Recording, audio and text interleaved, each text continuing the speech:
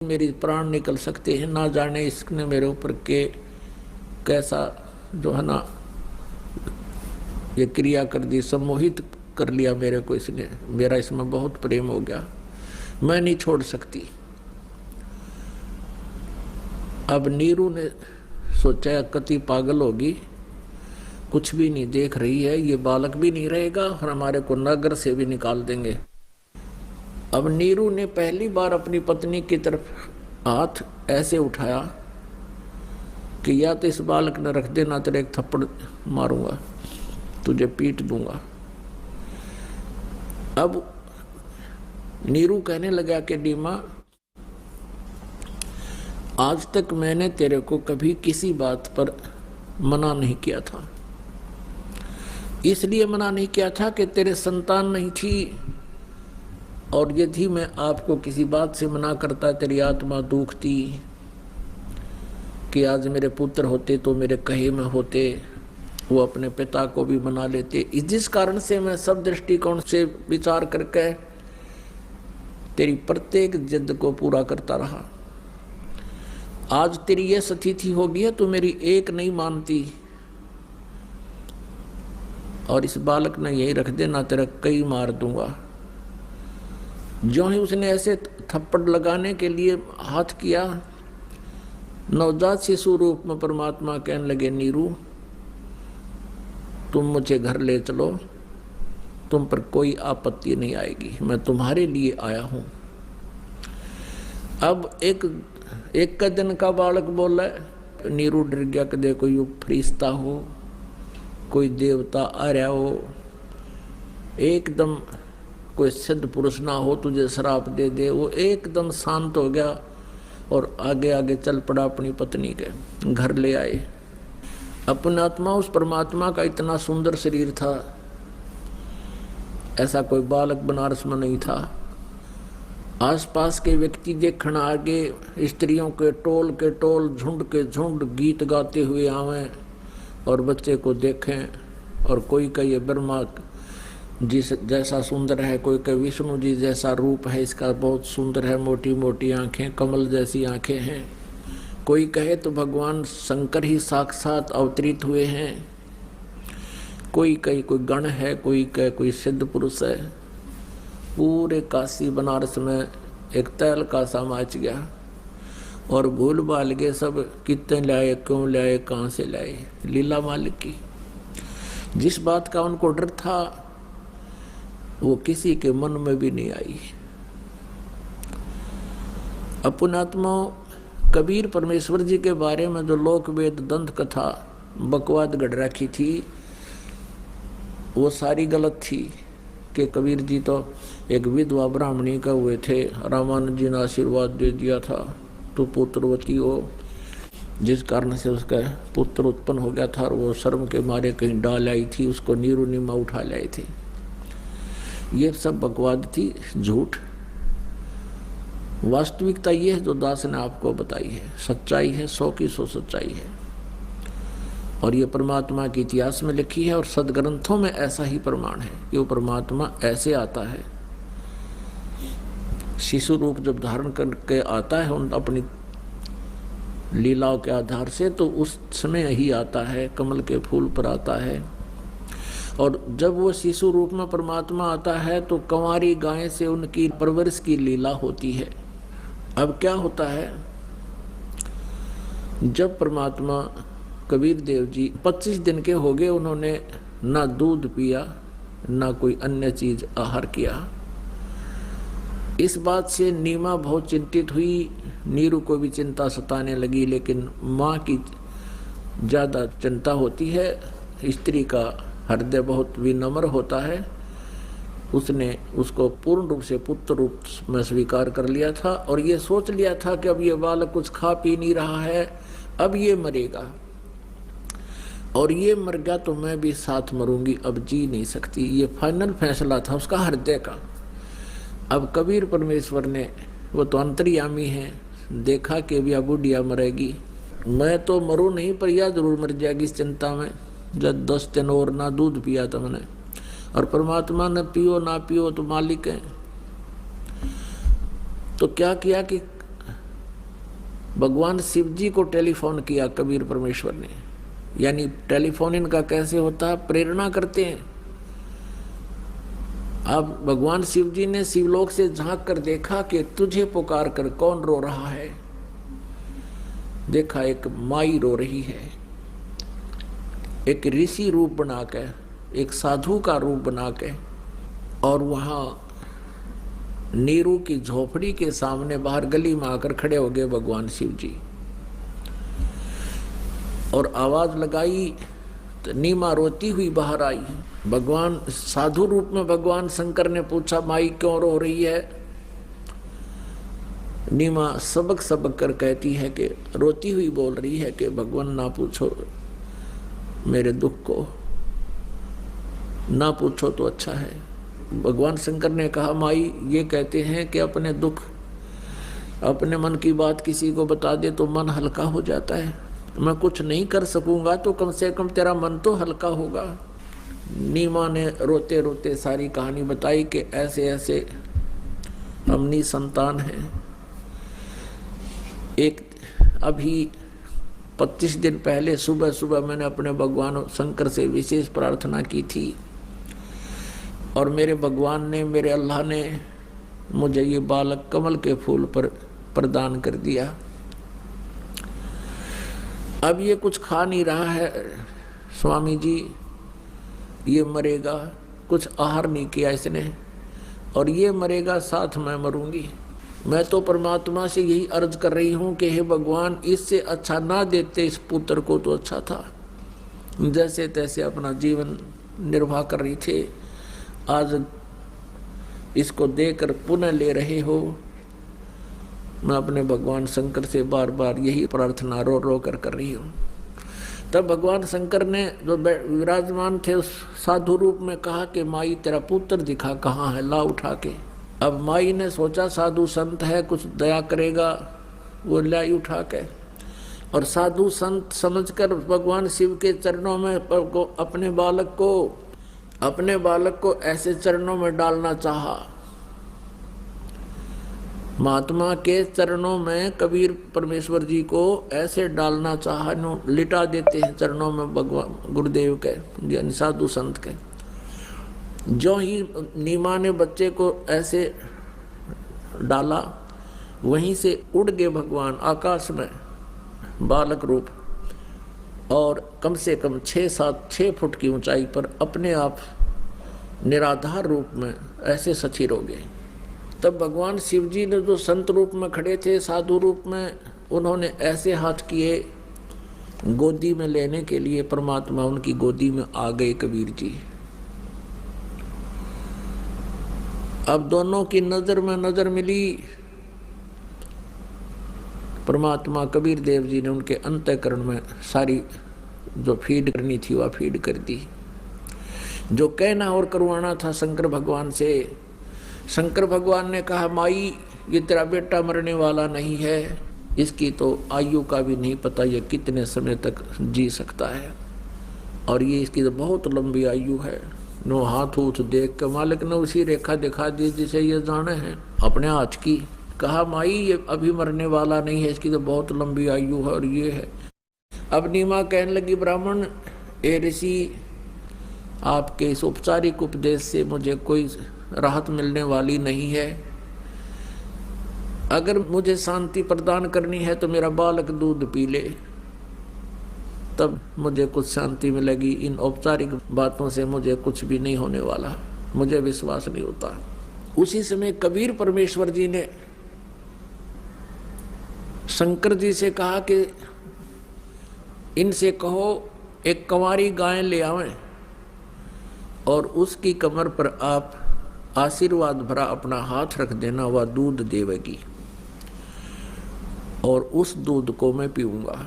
और एक कोरा पात्र मंगा लें, कुम्हार कहते हैं, ताज़ा बर्तन मटका। ऐसा ही किया गया। नीरू को बुलाया, नीरू एक कंवारी गाय ले आया और भगवान शंकर ने उसके कमर पर हाथ रख दिया। लंबे लंबे सतन हो गए गाय के, और बिना ब्याई कंवारी गाय ने दूध थनों से अपने आप दूध सर्वित हो गया। और नीचे वो पात्र रख दिया। पात्र भरते ही वो 3-4 लीटर का किलो का हुआ, अपने आप बंद हो गया। अब परमात्मा ने दूध पिया गट गट, और नीमा की खुशी का कोई ठिकाना नहीं रहा। शंकर भगवान चले गए अपनी पुरी को, शंकरपुरी शिवपुरी को चले गए। अपने आत्मा पहले तो नीरू भी और नीमा भी दोनों मिलकर अपना जुलाहे का काम कर लेते थे। अब नीमा तो भगवान उस बालक रूप परमात्मा को प्राप्त करके काम का हाथ नहीं लावे थी। सारा दिन खाना बनाया, बस बच्चे को देखती रहती, नवाती धोआती। उस कहते हैं जैसे निर्धन न धन पा जा, उसने तो निर्धन न धन पा गया था। अब उनको समस्या आ गई अपनी रोजी और रोटी की, रोजी और रोटी की भी समस्या आ गई। काफ़ी दुखी रहने लगे, कर्जा हो गया, लोग कर्जे वाले दुखी करने लगे। तो परमात्मा कबीर जी जब पालने में सो रहे थे, एक दिन जब नीमा पास आई, उसने परमात्मा ने अपने पैर से वो कपड़ा उठा दिया जो नीचे बिछौना बिछा रखा था। उसके नीचे एक असरफी मिली सोने की मोहर, और नीमा ने देखा, वह असरफी उठाई। परमात्मा ने करवट ले लिया, मुंह नीचे न करके कहा कि माई किसी को नहीं बताना, ये प्रतिदिन तुम्हें मिला करेगी, तुम्हारे पर कर्जा हो गया है, इसे अपना सब कर्ज निवारण कर लो और इसको संग्रह नहीं करना, शेष बचे उसका भंडारा करते रहना। अपना निर्वाह के बाद जो बचे इसमें से भंडारा यानी धर्म लग करता रहना। अब बुढ़िया देखा कदे ऊपर न कदे नीचे थी, कहाँ से कौन बोल रहा है, बोलना परमात्मा मुंदा मुंह करके। उसने अपने पति से बताई कि आजा क्या दिखाऊं, क्या सरफी मिली है सोने की, और बच्चे का पैर लग के कपड़ा उठ गया था, और पता नहीं आकाश से कहाँ से आवाज़ आवे थी कि इसको किसी को बताना नहीं तो ये बंद हो जाएगी। नीरू कहने लगा ठीक है जिक्र मत करना, ला मुझे दे। और उसने कहा कि एक और आवाज़ सुनी है कि इसमें से जो पैसे तुम्हारा लेन देन है वो कर लेना, लेकिन संग्रह नहीं करना, इसमें से अपना भोजन जोगा रखना और फिर बाकी का धर्म में लगा देना, नहीं तो तुम्हें मिलेगी नहीं। वो बोला ठीक है, हमने गने की क्या आवश्यकता, हम तो पहले नहीं संग्रह करना चाहते। ऐसे परमात्मा की दया से प्रतिदिन उनको एक सोने की मोहर यानी 10 ग्राम सोना, आज तो 25-26 हज़ार का हो रहा है 1 ग्राम, 10 ग्राम तो प्रतिदिन मिले और वो अपना प्रयोग करें। तो पुण्यात्माओं, आप सत्कर्म मानना, परमेश्वर की क्या नहीं कर सकता, सतगुरु जो चावे सो कर ही, 14 कोट दूत जम डर ही, ऊत भूत जम तरास निवारे, चित्रगुप्त के कागज पाड़े। हम यहाँ भगवान से विश्वास उठा करके हम स्वयं ज्यादा चतुर बन गए, नो सोचे हम जो करेंगे कमाएंगे उसी तभी हमें लाभ होगा। ठीक है, ये शरीर और यह व्यवस्था क्रिया करने के लिए ही बनाया गया है, लेकिन जिस दृष्टिकोण से हम क्रियाएं करते हैं, बेईमानी से, चोरी से, ठगी से, भगवान की भक्ति ना करके केवल या माया जोड़ने में अपना जीवन व्यर्थ करते हैं, ये हमारी नालायकी बताई है। जो परमात्मा असंख्य ब्रह्मांडों का पालन करता है, जिसके सामने सभी ब्रह्मा विष्णु महेश ब्रह्म परब्रह्म आदि सभी करबद्ध रहते हैं, और वो जैसा भी भक्ति साधना करते हैं उनको भी वही देता है। तीनों लोकों में प्रवेश करके सबका धारण पोषण वही करता है, वो परम अक्षर ब्रह्म, वो कबीर देव। और उसी से हमारा सीधा संपर्क हो गया थ्रो यानी गुरु जी के माध्यम से, वैसे नहीं होता। तो अब हम परमात्मा पर विश्वास ना करके अपनी चतुरता दिखाते हैं, तभी तक हम मार खाते हैं। परमात्मा के ऊपर समर्पित हो जाना चाहिए। परमात्मा की किसी भी क्रिया पर अविश्वास नहीं होना चाहिए। जैसे अब कोई कहे कि बिना माँ के कोई पैदा नहीं हुआ, हमने कदे देखा ना सुना। अब इस प्रश्न का उत्तर तो बहुत आसानी से दिया जा सकता है, लेकिन आपका समझ में देरता आवेगी। हमने ना देखा ना सुना, तो जो चीज हमने देखी ना सुनी, क्या वो मिथ्या हो जाती है? अब जैसे परमात्मा सब कुछ कर सकता है। कई भक्त कहते हैं, कहा करते, जैसे शुरू में डिस्कस होती थी कि ये बात भी विश्वसनीय नहीं है कि कमल के फूल पर और एक बालक कम से कम 2-3 किलो का तो होता है, और वो कमल के फूल पर रुक ही नहीं सकता। बता भाई, कहाँ परमात्मा के बारे में जब तक हमारे मन में ये रहती है कि ऐसा नहीं हो सकता, ऐसा नहीं हो सकता, ऐसा नहीं कर सकता भगवान, तो हम भक्त नहीं हैं। और ये हमारे हृदय से हट जाना चाहिए कि परमात्मा क्या नहीं कर सकता। एक समय ये दास जब इस क्रोथा कांड के कारण इस झूठे केस में जेल में था, वहाँ एक वार्डन था, वार्डन यानी एक पुलिस वाला था, बहुत अच्छा धार्मिक व्यक्ति था। अब हर एक आत्मा को चाह है कि महाराज जी है, चर्चा करा भगवान की, थोड़ी बहुत क्या ज्ञान था। पहले तो ये पूछते आप ये घटना कैसे हुई, हम उनको बताते हुए सच्चाई तो ये है, तो प्रभावित हुए, क्योंकि कोई बालक थोड़ा आज सब जान जाते हैं सच्चाई को। फिर उनको हमने बताया कि कबीर इज गॉड। अब वो सुनते रहे।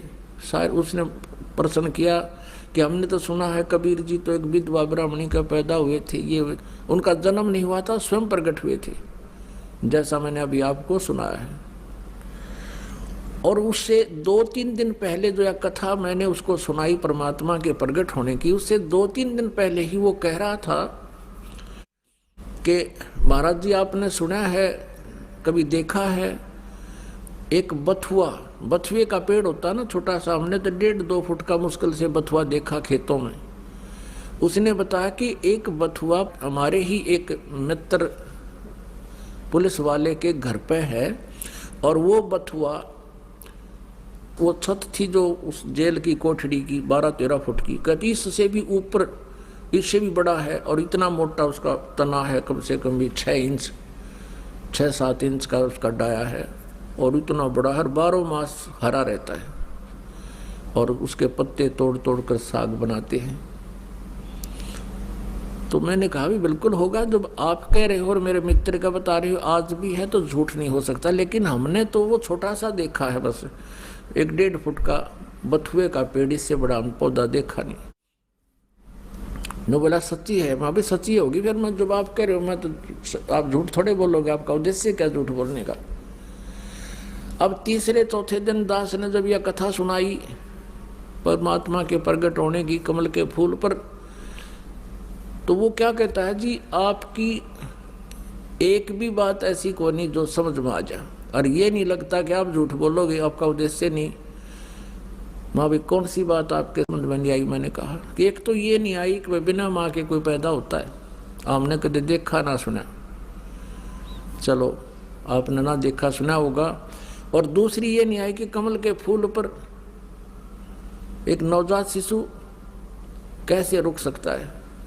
अब मैंने उसको याद दिलाया कि भगत जी, आप 3-4 दिन पहले कह रहे थे कि हमारे एक मित्र के यहाँ इतना बड़ा बथुए का पेड़ है, इस बिल्डिंग से भी ऊपर चला जाता, इतना ऊंचा है, और ऐसा मोटा उसका तना है, और मैं ये कहूँ कि ये हो ही नहीं सकता,